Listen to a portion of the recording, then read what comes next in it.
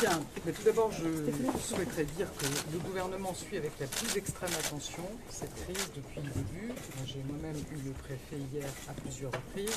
Christophe Castaner était venu hier sur place. Jean-Michel Blanquer était là en début d'après-midi. Et donc nous sommes ici ce soir avec Agnès Buzyn. Je voudrais aussi saluer le travail qui a été fait par les services de secours et les services de l'État hier et toute la journée, aujourd'hui encore, qui ont permis à la fois d'arrêter cet incendie et d'éviter tout suraccident.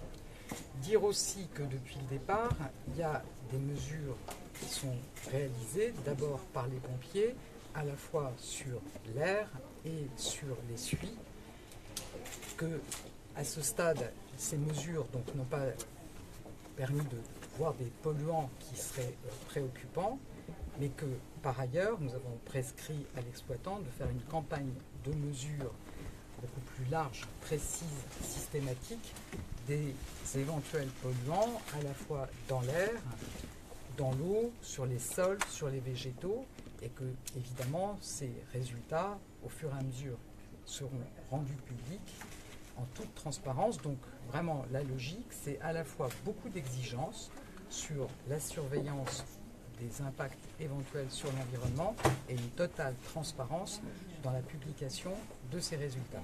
Donc ces campagnes, elles permettent d'appréhender de façon globale les impacts sur l'environnement et de s'assurer qu'il n'y en a pas.